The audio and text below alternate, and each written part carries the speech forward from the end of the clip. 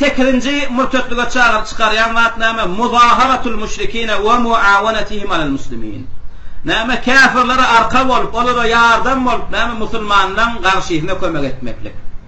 Musulman kafir urşuny görýän, ya musulman kafir jemini görýän şonda bir musulman bar. Müşriklere muzahara, müşriklere arka çıksa, kafirlere arka çıkıp, olara kömek yardım berse, musulmanları yeňmeklikleri üçin, musulmanlaryň basylmaklygy üçin, ýa-da bir musulmanlar jihad edip, kafirlaryň üstüne çöldürni, bu musulmanlaryň hataryna goşmaň derene näme etdi? Kafirlaryň hataryna goşulyp, olaryň janyny, malyny goramaklygy üçin olar bilen jeng etse, şol adam dinden çykýar. Şunu delili näme? Maide surasının 51-nji aýaty. Näme diýär Allah Taala? "Ve men yetewellahum minkum." Kim näme arka çyksa olara minkum siziň içiňizden biriňiz. "Ve men yetewellahum minkum." Kim olara yardamçy berse siziň içiňizden biriňiz olara. "Fe innehu minhum şübhetun olam, şübhetun olam olardandır." diýär. Yani olam kafir bolup şolaryň hataryna goşulýandyr diýär. "Inna Allaha la yehdil kavmez zalimin." Allah Taala näme?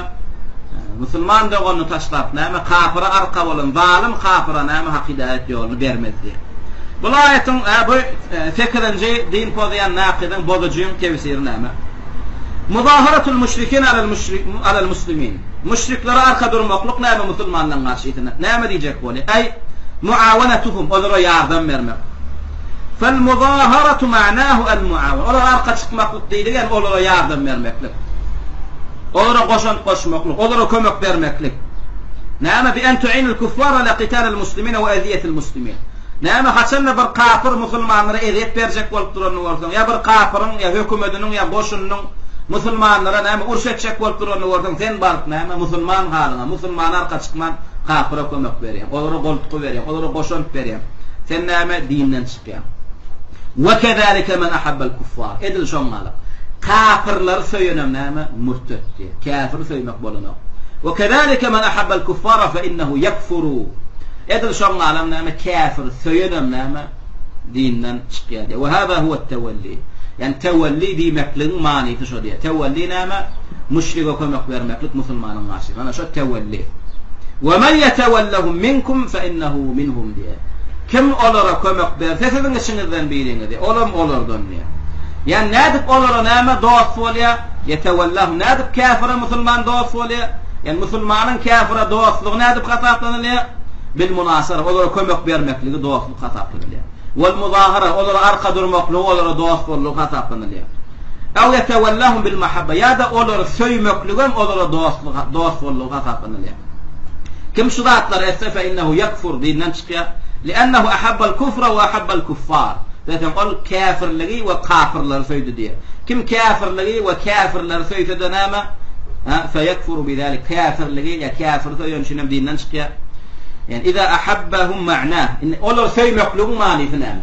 Bir kafir söýýär. Manyny näme? Ennehu lem yunkirul kufra. Yani şolara inkar edene, küfrü inkar edene. Şolaryň etýänlary batyl diýip şolary şolary ýigrenene. Şonuň etýänlerden batyl saýana, ana şol söýmeklik bolýar. Ve men lem yunkirul kufra, kim kufru ýigrenmese, kim kufru gaýtarmasa, inkar etmese de näme? Fe huwa kafirun bolýar. Tayyib.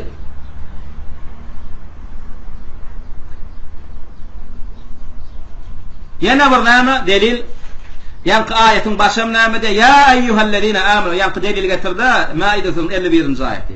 Şoň başy näme diýip başlaýar? Ya eyyuhellezine amanu la tettehidul yehuda ven nasara awliya diye. Ey iman edenler, ya eyyuhellezine amanu. Ey iman edenler, la tettehidu. Tutunmaňyz cehütleri we İsa'ylary ödüňizde dost edip, awliya edip.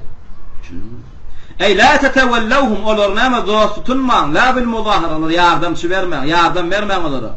Olara arka turmaň, olara näme kömek bermeň, wala bi mahabbatin wala bi muawana diye. Olar näme söýgen bermeň olara, kömek bermeň diye.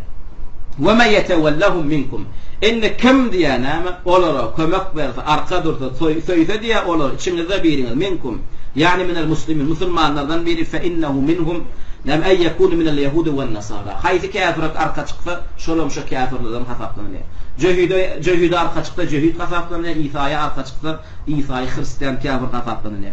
Ve hada delilun ala riddetihi. Şu ayet näme murtet bolýanlygyna delil. Thumma qala ta'ala inna Allaha la yehdi el kavmel zalimin. Allah Teala zalim kavmu hak hidayet yolunu görkezmedi diye. Şeytan musulmanlara fesemmahum zalimin, zalimler diye atlanırdı diye. Tayyip, inne bunu bilen olsak näme